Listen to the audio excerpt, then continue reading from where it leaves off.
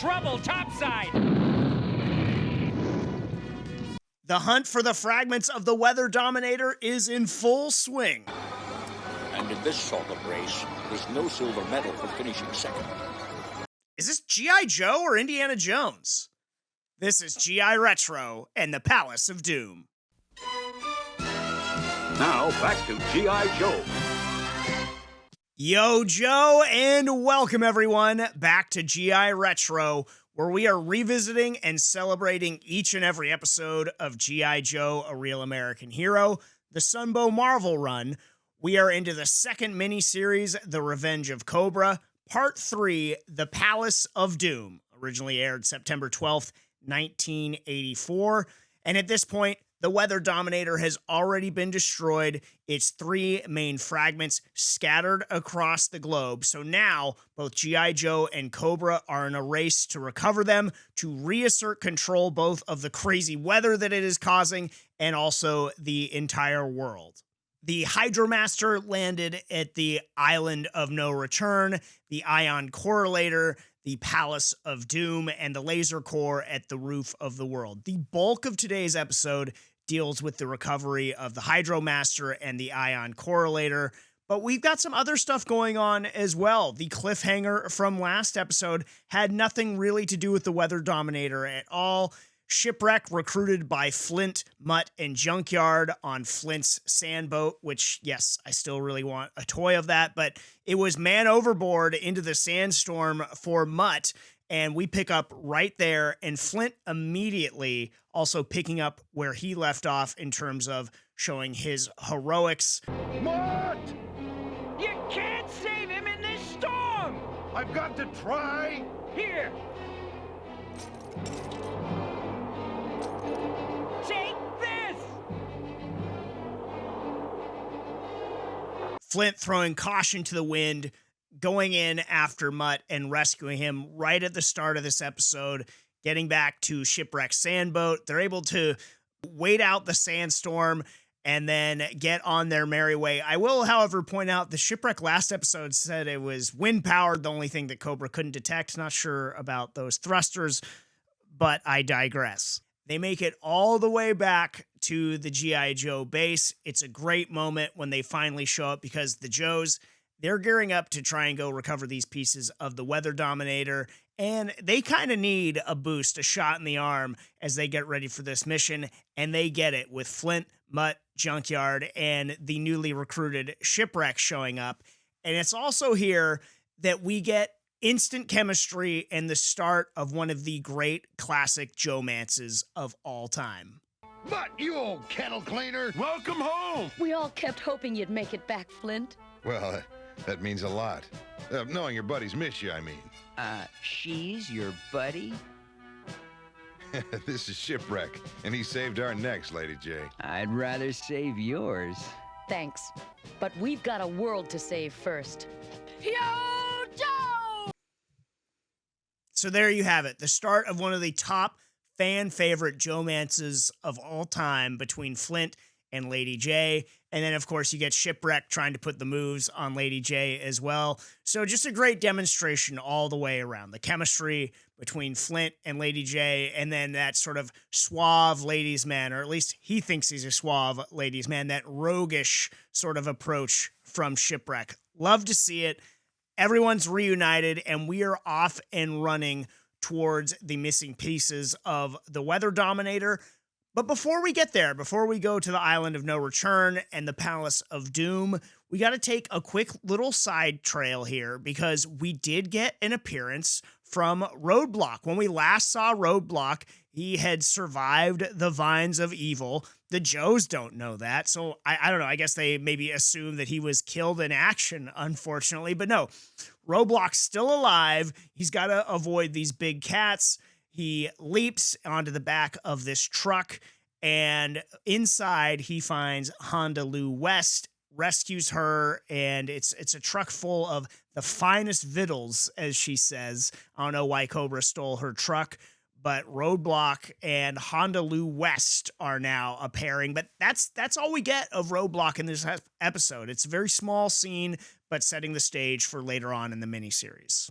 Roadblock and Honolulu West will have more to say before this miniseries is done, but I want to spend the bulk of this episode talking about the two distinct excursions to recover two of the pieces of the Weather Dominator. We got the Island of No Return and the Palace of Doom, two massive battles between G.I. Joe and Cobra, both absolutely stacked with an all-star cast. I've talked about it before in this miniseries, but we keep getting new characters, old characters return, characters that have been just in the background step up into more major roles, and we see that in a big way here in both battles. So let's start. As G.I. Joe and Cobra are both vying to recover the Hydro Master here at the Island of No Return, the first thing I want to highlight in this great battle sequence is the re-emergence of the Baroness. Definitely been in the background the first two episodes of the Revenge of Cobra miniseries, but here in the Palace of Doom, she is back center stage. She is leading the Cobra forces here. Must I do everything myself? Attack! Attack! Attack! Incredible line delivery. It's the best quote from the episode, and Baroness just is crushing it throughout. Whenever she shows up, great material to work with, always so commanding, so intimidating, and I want to shout out the animation. Can't say enough about it throughout this series, but in particular here with that scene of the Baroness, I love the detail. You can see she's frustrated but determined. I like the strands of hair in her face. That detail just really stood out to me. I loved it. But something else stood out about the Baroness here. And yes, I should point out that she is in her iconic black garb now in this miniseries as opposed to the blue from the Mass Device. But no, what I'm talking about here is what she was leading the Cobra forces on. And this is a segment that was very well received. I said that, if I saw the opportunity to keep doing it, I would. And so I have found a name for it. When I see something in an episode that should have been a toy, we're going to call it the MIA. So the missing in action figure. And that's this boat that Baroness is attacking on. It looks awesome. It looks like Cobra's answer to the whale. And I was racking my brain, in rewatching this. I was like, gosh, I don't think they ever made that. And again, I know there's customs of everything under the sun out there, but I can't believe that this wasn't a part of the main run of G.I. Joe back in the 80s. It's got the Cobra head on the bow, which I just think would look so sick as a toy. But also, you got the water moccasin, you've got the hydrofoils, some great boats in their own right. But as far as toys go, we never really had anything that could tangle head to head with the whale sort of believably. I think that the urchin, whether you'd want to call it that in the toy line or not, I think that would absolutely fit the bill. It does in this episode. It looks great. I would love to see it as an official release here as well, whether it's Super 7 or Hasbro with Classified or what have you. I just think it's such a cool vehicle. That was the main thing that stood out in terms of what was missing in action for the G.I. Joe toy line. Getting back to the battle itself, I mentioned this miniseries is so star-studded, so let's get to that. We've got Torpedo showing back up. Of course, he was a big part of the Worms of Death in the Mass Device miniseries. We're back on the water, so we got Torpedo again, and his unfortunate nickname of Pedo. But let's not dive too deep into that. Wild Bill showing back up and playing a big role.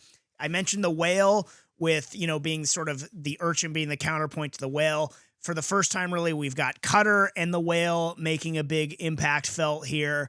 And then one of the great debuts, one of the best characters in the Sunbow run of G.I. Joe during this battle is Spirit. Freedom and I will go to the Island of No Return. I'm tempted to let you try it, but it's impossible. Possibility and impossibility are states of mind. In my mind, there is only the possible. Actually, I take it back, and no disrespect to Baroness, but that is my favorite quote from the episode. What a way to introduce yourself and announce your presence on the scene than with a quote like that from Spirit. And before we sort of continue on with what he's going to get into at the Island of No Return, I also want to point out in this battle, We got a Firefly sighting. Firefly is blowing more stuff up, helping Cobra progress here through the reef. Firefly, no lines, just adding more to that mystique. One of the all-time fan favorite Cobra operatives, my personal favorite. So had to highlight the fact that, yes, Firefly is here. But back to Spirit and Freedom. They've made their way to the island of no return. And it is here we get one of the best scenes from the entire episode and the start of an ongoing rivalry here in the Sunbow series. I know it's not Snake Eyes, but for me as a fan of the cartoon, I love these ongoing interactions, and this is the first one we get, Spirit versus Storm Shadow. I feel another presence. That presence feels you as well. Cobra!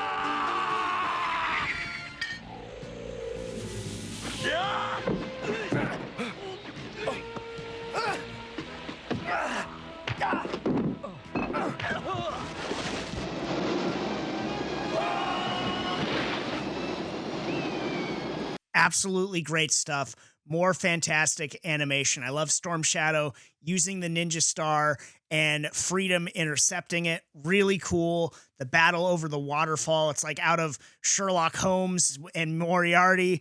It's really, really good. And I just love this ongoing rivalry in the cartoon. And part of what makes it so good is this sort of perspective of Spirit, how he plays off of Storm Shadow. They both have this code of honor that they're able to express to one another throughout the series. So as it stands now, neither G.I. Joe nor Cobra has that Hydromaster piece of the Weather Dominator. It is now at the base of that waterfall, the island of no return.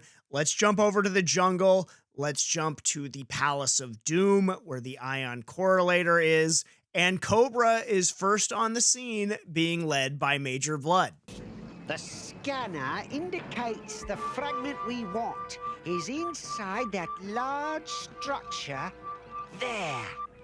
Legend may call it the Palace of Doom, but I call it a simple military objective.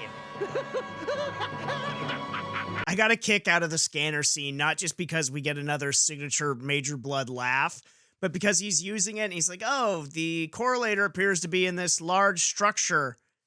It's right in front of you. It's the only large structure around, and you should be able to see it even with your one eye. You shouldn't need the scanner. Anyway, on the Joe side, we get the debuting. We see him in the intro, but for the first time in an episode and in a major way, we get the debut of Recondo leading the Joe assault team through the jungle here. I love Recondo. He's a great character, phenomenal look, terrific action figure. So stoked to see him popping up. And he and Flint leading a two-pronged assault that just absolutely going to make a fool of Major Blood and Cobra. Yo, Joe!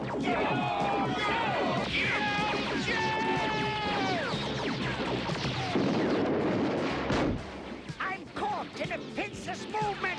Major Blood outflanked and outmaneuvered from the jump, and the battle is on. Flint leading the way for the Joes. Major Blood doing what he can for Cobra, and that is when Lady Jaye, who had a real standout episode in her own right. We've seen her, I mentioned, I believe it was the first episode of the miniseries. I loved her using the javelin while steering with her feet in the vamp. She gets some more javelin work in here, and she leads the smaller strike team that actually sneaks into the Palace of Doom. It's her, Shipwreck, and Gung Ho. Not sure how Flint feels about Lady Jaye picking Shipwreck over himself to go into the Palace of Doom. But, you know, Flint, he's the field commander, so he's got to stay out there. So I'm sure he doesn't read anything into it. Certainly I'm not. Lady Jaye leading things into the Palace of Doom, and this is when the Indiana Jones energy really kicks into high gear. It's the first time, but not the last time, that we'll sort of have some Indiana Jones vibes in G.I. Joe, A Real American Hero, but I love it every time. A huge Indiana Jones fan as well, so it certainly is not out of place here in G.I. Joe. Worth noting that Temple of Doom came out in May of 1984. This aired in September of 1984, so maybe, you know, the similarities in the titles there are not exactly a coincidence. I'm here for it, though. A misstep here, and that is what activates this terrifying stone guardian that now they have to deal with. They're trapped in this palace of doom. They do have the ion correlator, but how are they going to get out? Lady Jaye and her team would get the assist indirectly from Major Blood. He's trying to regroup. He's still, doing his best to run a successful mission in his own right. He sends this giant snake mech in, which immediately starts brawling with the Stone Guardian. The diversion is created, the opening is created, and Jaye and her team are able to escape from the Palace of Doom. But nothing in this episode is smooth sailing for either side, because the Weather Dominator, when it was destroyed, was still creating all these crazy weather systems. So we get word that a massive earthquake is going to hit, and that is what happens here. And of course, Major Blood takes it in stride. Retreat! We must save ourselves! Major Blood calling for retreat as this catastrophic earthquake hits. Lady Jaye, Gung-Ho, and Shipwreck trying to stay alive as the earth is collapsing all around them. And it's a great scene, and I've got to give credit where credit is due. This episode of G.I. Joe aired in 1984, and as I'm watching and rewatching now, it evoked Indiana Jones to me, but The Last Crusade, when the temple where the Holy Grail rests is collapsing all around them, and we get Elsa sort of being caught in a very similar fashion as the ground is collapsing around her. But this is 1984. Last Crusade wouldn't come out until 1989, so maybe a little inspiration to give credit where credit is due. G.I. Joe inspiring Indiana Jones. Anyway, great scene. I love seeing Lady Jaye use her javelins in this episode in a myriad of ways, and they are able to pull her to safety. But because of this earthquake, Gung-Ho had to put down the ion correlator to pull Lady Jaye up. And wouldn't you know it, just dumb lucking his way into getting it is Major Blood, and he is off to celebrate. So Cobra, in fact, has the ion correlator. But let's pause here for a second, because as we're talking about this, it is time for our foul-up of the week. You're here because you're an industrial straight foul-up! Thank you, Sarge. So why am I stopping here to award the foul-up of the week? Is it Gung-Ho putting down the ion correlator and it falling into the chasm that is going to earn Gung-Ho foul-up of the week? I considered it. But when I rewatched it, it all happened so fast. He really had no choice other than either putting it down or letting Lady Jaye plummet to her death. So I don't think that earns Gung-Ho the foul-up of the week.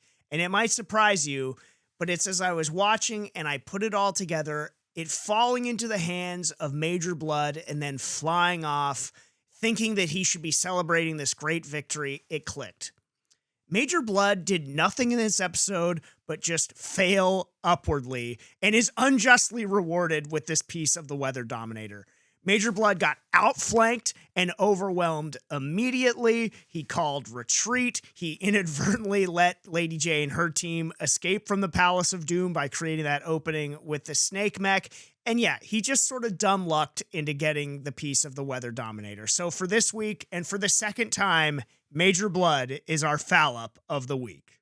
So Major Blood gets to fly off celebrating a rather undeserved victory in capturing that piece of the Weather Dominator, but the Earth is still collapsing around Gung-Ho, Shipwreck, and Lady Jaye. The Stone Guardian and the Snake Mech are still battling. It's like a monster movie between those two, and I really love when the Snake Mech just punches a hole in the Stone Guardian's chest. It's great stuff. Also, the Guardian ripping off one of the arms of the mech. Tremendous. But it's once again Lady Jaye, Gung-Ho, Shipwreck. They're in need of a hero, and who should show up to save them but Flint? Or so it would seem. Flint! Get us out of this!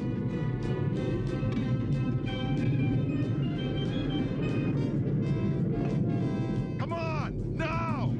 This place is shaking like a 10-cent milkshake! We lost the fragment! We'll get it back! No time now! Seems like all is saved. Lady Jaye makes it across, but not everybody does. And that's what brings us to our But Did You Die moment of the week. Did you die? I got shot. But did you die? pretty straightforward DYD this week. There were some other choices, parachutes, of people jumping out of the gliders, the rattlers, all this stuff, the battle of the island of no return.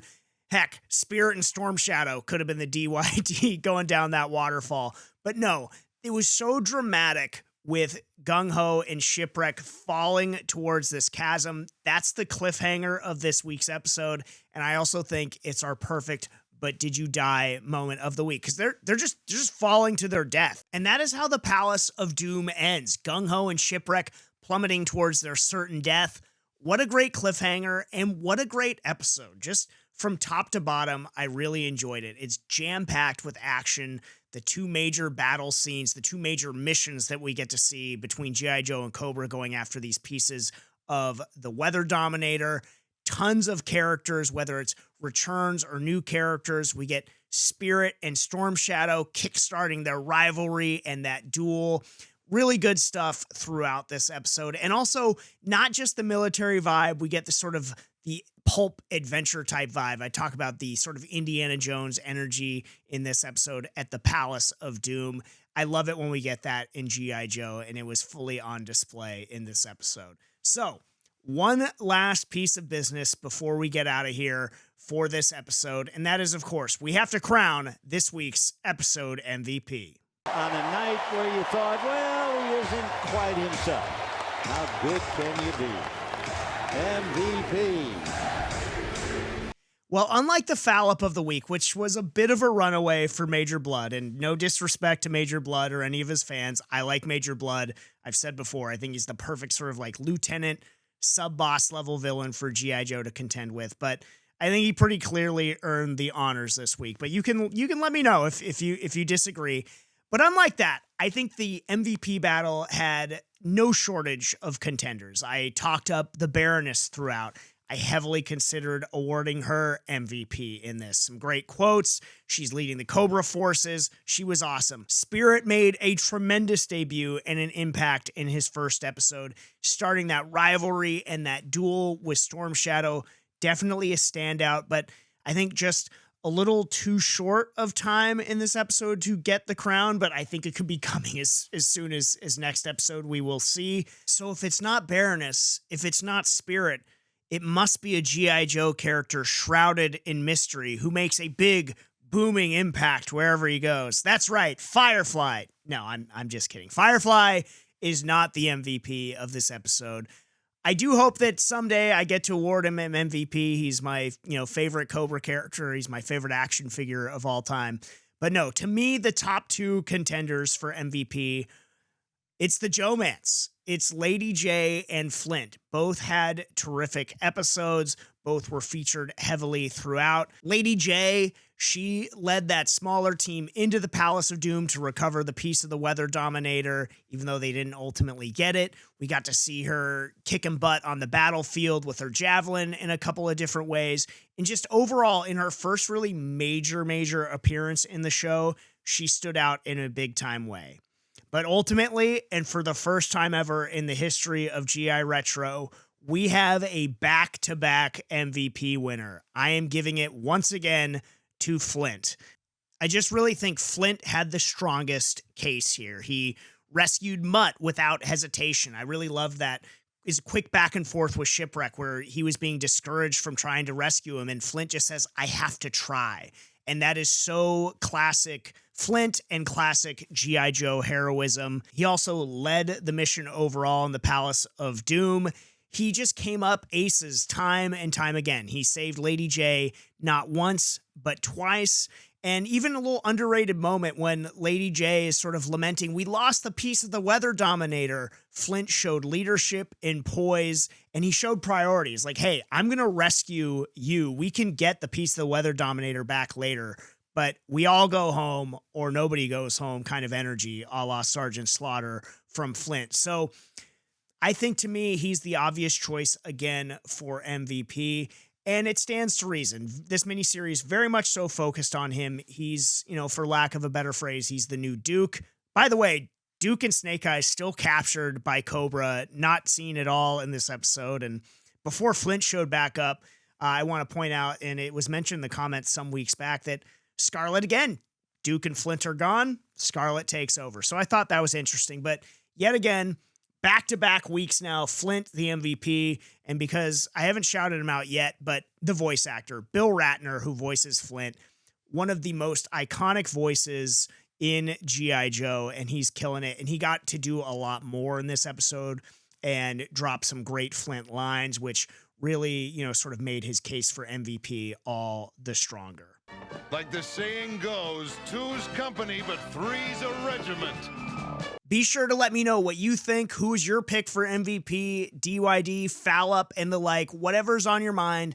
Let me know in the comments. And as always, like, subscribe, but most importantly, rewatch. This is so much fun rewatching with all of you. I love hearing your takes on the show as we celebrate and revisit this together. That is going to do it for this edition of GI Retro. Next up, Battle on the Roof of the World. But until then, if you didn't know, now you know. Take it away, Flint. And knowing is half the battle.